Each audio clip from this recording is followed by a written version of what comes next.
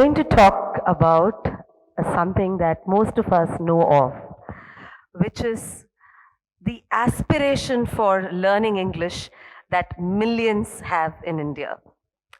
Be it your domestic help at home, or a migrant laborer, or tribal communities in India's hinterland, we notice that parents everywhere want their children to speak in English for better employability and upper social mobility. Then why is it that English literacy has been unachievable in a country like India, where the state invests heavily in the development of the language? Why is it that we are struggling with this one language in a country that's the most multilingual in the world and speaks more than 1,000 languages? Why are we letting children from the poorer sections of the society fall through the gaps of a widening learning divide just because of this one language? How do we solve for English literacy at scale? I have understood through my work that innovation does not lie in looking out of the box. Innovation lies in the quotidian, in the everyday lives of everyday people. And I've realized this working with the architect of a disruptive pedagogy in India, Mr. C.P. Vishwanath, also known as Vish, who has come up with a natural language learning pedagogy.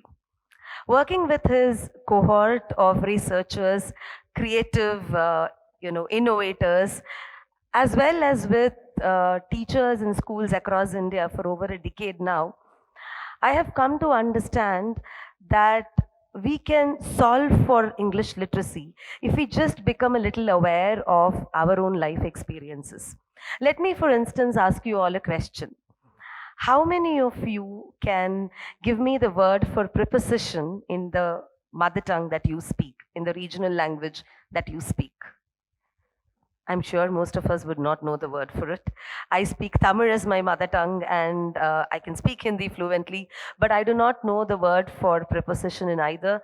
Neither do I know whether there exists a word at all. But then why are we asked to fill in the blank with preposition, with prepositions in our textbooks? Why are we asked to change a sentence from past continuous to future perfect continuous? Do we realize that the make a sentence activity in our textbooks do not actually help us make sentences? Parts of speech and grammar do not help us speak any language fluently. And if we do know it, may I dare and ask you all, why is it that we are not ready to throw the textbook out of the classroom? Then how is it that we can learn a language as a skill and not as a syllabus to be covered at school? To begin to think about it, we need to start empathizing with children who go to schools. These may be government-run schools or even private schools where they are learning English without actually knowing English. Let's for a moment empathize with a girl child, let's say in the tribal district of Nandurbar in Maharashtra. I mention this because my work has taken me to this district, on the projects that we work on literacy. And you would notice that this tribal child, this girl, very obviously is a first generation schooler. Her parents do not have the affordability, they do not have the purchase capacity to buy children's books.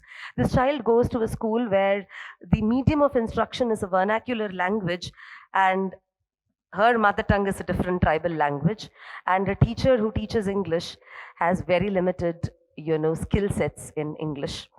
Yet, this child who finishes all the household chores, goes to the school, the village school, carrying the fields and the skies and the rivers in her mind and her heart. She walks into the school with rich, unlettered wisdom.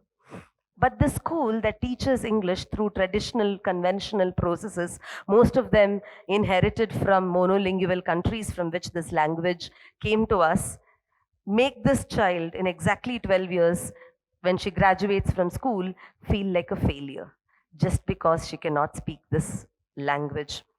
So, how do we start thinking of natural language learning processes? I can give you a very simple example. A mother who is a Tamil speaking mother, say for instance, would look at her 1-year-old child or 1.5-year-old child and say, Ingeva. Or a Hindi speaking mother would say, Yahan aao.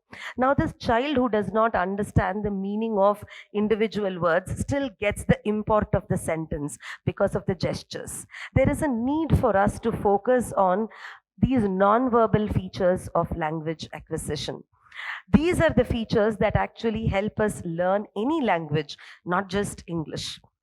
And what are these features? If you actually spend a lot of time with people who speak multiple languages, if you become more aware of your own intuition, and if you're ready to rely on our own intuitions, you will notice that almost always we will stumble upon this blueprint for language acquisition, which is that whenever you're exposed to a new language, you encounter it as noise and transition from this phase of noise to meaning making through a seamless threefold process of immersion, prediction, and discovery.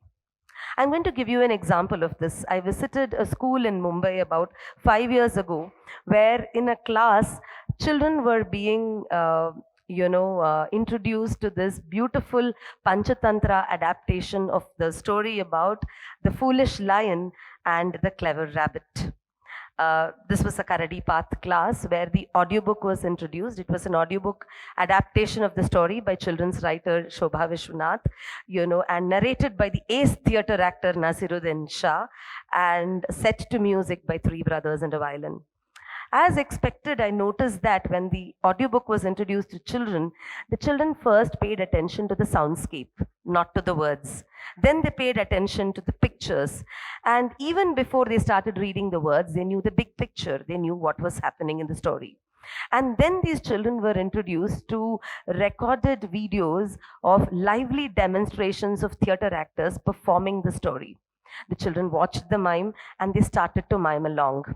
And in the process of repeatedly enacting, performing that passage, the child made sense of what the story actually was.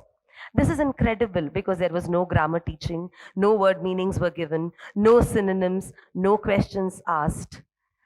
It went to the extent that when in the story there was a passage that spoke about, pandemonium in the forest because the Lion King had asked all the animals to send him a prey for him to feast upon, and all the animals were scared and were running helter-skelter, and madness and mayhem prevailed. And in Nasiruddin Shah's voice, the children heard pandemonium prevail. They just got it. No vocabulary teaching happened. What we understand here is that it's not necessary that every child has to understand the meaning of the word pandemonium. In fact, one child even came up to me and spoke of the time when pandemonium broke out in the child's class. It is not required that they use it in their contexts. It is important that we create these epiphanies for children where they can discover language and language is not handed out to them. It is very important that when we deal with children who come from different worlds, who carry beautiful imagination with them, that we, send them on this path of discovery. It is important, therefore, that we wrest a language like English free from its heritage, from the baggage that we have of practices from monolingual countries, and apply our own multilingual wisdom to the learning of English. If we are a country that's speaking 1,000+ languages, I'm sure if we apply that intelligence to the learning of English, we will be able to solve for English. We owe it to our children to take to our classes indigenous wisdom. We owe it to our children to take them on the path of music and storytelling and mime and movement.